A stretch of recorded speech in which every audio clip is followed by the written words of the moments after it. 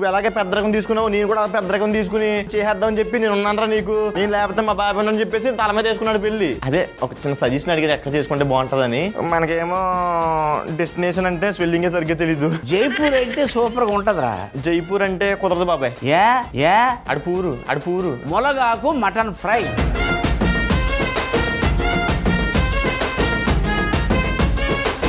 టమాటా చేపల కూర,